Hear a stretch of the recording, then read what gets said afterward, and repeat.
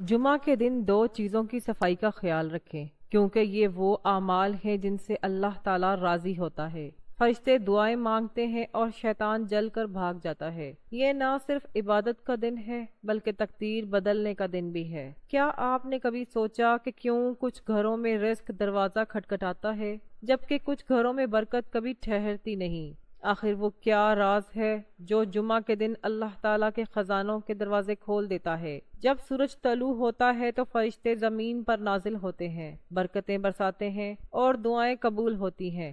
لیکن کچھ لوگ ان لمحات کو اس لیے ضائع کرتے ہیں کہ وہ نہیں جانتے کہ جمعہ کے دن دو چیزوں کی صفائی کو اللہ کتنا پسند کرتا ہے۔ یہ وہ صفائیاں ہیں جو تقدیر کو صاف کرتی ہیں، رزق کے دروازے کھولتے ہیں اور دل کی بے چینی ختم ہو جاتی ہے۔ کیا آپ نے کبھی محسوس کیا ہے کہ ایک ہفتہ محنت کرنے کے باوجود برکت قائم نہیں رہتی، دعائیں قبول نہیں ہوتی؟ شاید وجہ یہی ہے جسے ہم معمولی سمجھ کر نظر انداز کرتے ہیں۔ یہ دونوں اعمال جنت کے دروازے کھول دیتے ہیں۔ اگر صرف دو چھوٹی چیزوں کی صفائی آپ کی زندگی میں برکات لا سکتی ہے تو کیا آپ انہیں نظر انداز کریں گے؟ ایک ایسے شخص کی کہانی ہے جس کی زندگی شادی کے بعد بدل گئی۔ خوشی اور سکون ختم ہو گیا۔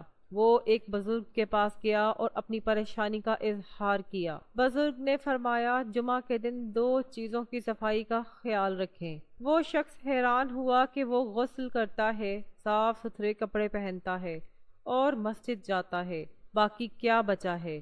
بزرگ نے مسکرا کر کہا، یہ صفائیاں بدن کو پاک کرتی ہیں، لیکن جن دو صفائیوں کی میں بات کر رہا ہوں وہ تقدیر کو پاک کریں گی، رزق کے دروازے کھولیں گی، دل کے زخموں پر مرہم رکھیں گی۔ جمعہ جسم کے ساتھ روح کو بھی دھونے کا دن ہے۔ پہلی چیز دل کی صفائی ہے۔ ہم ہر روز اپنے گھروں کے شیشے صاف کرتے ہیں، لیکن ہم نے اپنے دل کے آئینے کو کب صاف کیا؟ دل وہ ہے جہاں ایمان رہتا ہے، محبت پھول جاتی ہے، دعا جڑ پکڑتی ہے، لیکن حسد، نفرت، ضد اور تکبر کی دھول نے اسے خاک میں ملا دیا ہے۔ ہم شکایت کرتے ہیں کہ برکت کیوں نہیں آتی، امن کیوں نہیں رہتا؟ شاید اس کے لیے کہ دل دعاؤں کا نہیں، شکایتوں کا گودام بن گیا ہے، یہ شکایات کا گھر بن گیا ہے۔ جمعہ روح کے غسل کا دن ہے۔ جب رحمت نازل ہوتی ہے تو آسمان کے دروازے کھل جاتے ہیں، فرشتے پاک دل تلاش کرتے ہیں، لیکن ہم غصہ، ناراضگی اور بغض رکھتے ہیں۔ اگر کوئی ہمیں دھوکہ دے تو ہم معاف نہیں کرتے، کوئی آگے بڑھے تو ہم جلنے لگتے ہیں۔ دل کی تطہیر اس وقت شروع ہوتی ہے جب بدلہ لینے کے بجائے آپ اسے اللہ تعالیٰ پر چھوڑ دیتے ہیں، جب معافی مانگ کر کہیں کہ اے رب، میں معاف کرتا ہوں تاکہ تو بھی مجھے معاف کر دے۔ یہ وہ لمحہ ہے جب آسمان لرزتا ہے، فرشتے دعائیں کرتے ہیں اور تقدیر پر رحمتوں کا قلم رواں ہوتا ہے۔ جمعہ کے دن اپنے دل سے نفرت، تکبر اور زنگ کو نکال دیں۔ اگر کوئی تمہیں تکلیف پہنچائے تو بدلہ اللہ قادر مطلق پر چھوڑ دو۔ استغفار دل کا بوجھ اتار دیتا ہے جو دعا کو آسمان تک پہنچنے سے روکتا ہے۔ جمعہ کے دن اپنے دل کا زنگ پگھلا لیں۔ صرف ایک پاکیزہ دل ہی اللہ کے نور کے لائق ہے۔ جب تک دل پاک نہ ہو کوئی دعا اثر نہیں رکھتی۔ اللہ دلوں کو دیکھتا ہے۔ اگر آپ کے دل کی گندگی نماز کو روکتی ہے تو اسے دھو ڈالیں۔ نفرت کے بجائے دعا کریں، پاکیزہ دل رحمت میں لپٹا ہوا ہے۔ جمعہ کے دن اپنے دل کو اس طرح صاف کریں جیسے آپ کمرے کو صاف کرتے ہیں۔ ماضی کے واقعات کی دھول جھاڑ دیں، تکبر کے جال اتار دیں، نفرتوں کے داغ مٹا دیں۔ جب آپ نماز میں کھڑے ہوں تو آپ کا دل رحمت کے نور سے معمور ہو۔ پاک دل کائنات کے دروازے کھول دیتا ہے۔ دوسری چیز آنکھوں کی صفائی ہے۔ آنکھیں روح کی کھڑکیاں ہیں۔ وہ گناہ زبان سے نہیں، نگاہ سے شروع ہوتے ہیں۔ یہ چراغ یا تو جنت کا راستہ دکھاتا ہے یا جہنم کے اندھیروں میں لے جاتا ہے۔ جمعہ کے دن بدن کے ساتھ ساتھ آنکھوں کی صفائی بھی ضروری ہے۔ گناہ زبان سے نہیں، نگاہوں سے شروع ہوتا ہے۔ جب نگاہ کسی غلط منظر پر ٹھہرتی ہے، ناجائز چیز کو دیکھتی ہے تو دل اور روح داغدار ہو جاتی ہے۔ جمعہ کے دن جب رحمتیں نازل ہوتی ہیں تو فرشتے اعمال لکھتے ہیں، اللہ قریب ہوتا ہے، لہٰذا اس دن اپنی آنکھوں کو پاک کرنا اور ایمان کو چمکانا ہے۔ اگر کچھ غلط چیز دیکھی تو توبہ کے پانی سے آنکھیں دھو لیں۔ صفائی کا مطلب صرف اپنی نگاہیں نیچی کرنا نہیں ہے بلکہ اپنی نگاہوں کے ارادوں کو بدلنا ہے۔ جو نگاہیں گناہ کی تلاش کرتی تھیں اب بھلائی کی تلاش کرنی چاہیے۔ قرآن کے حروف کو مسجد کے مینار یا آسمان کی طرف دیکھنا چاہیے۔ ناپاک نظر ایک زہر ہے جو ایمان کو کمزور کر دیتی ہے۔ جب دل کی آنکھیں اندھی ہو جائیں تو دنیا کی روشنی بے معنی لگتی ہے۔ جمعہ کے دن آنکھوں کی صفائی کرنا اپنے رب سے یہ اقرار کرنا ہے کہ وہ اب ان چیزوں کو نہیں دیکھیں گی کہ جن سے اللہ ناراض ہوتا ہے۔ یہ طہارت دل اور آنکھ دونوں کے لیے ہے۔ جمعہ آپ کی زندگی بدل سکتا ہے۔ یہ رزق میں خوشحالی، دل میں سکون اور تقدیر میں نور لا سکتا ہے۔ اس لیے اس جمعے کو اپنے دل سے ہر وہ چیز مٹانے کا فیصلہ کریں جو خدا اور انسان کے درمیان دیوار بناتی ہیں۔ اپنی آنکھوں سے ایمان کو دھندلا دینے والی گندگی کو دھو ڈالو۔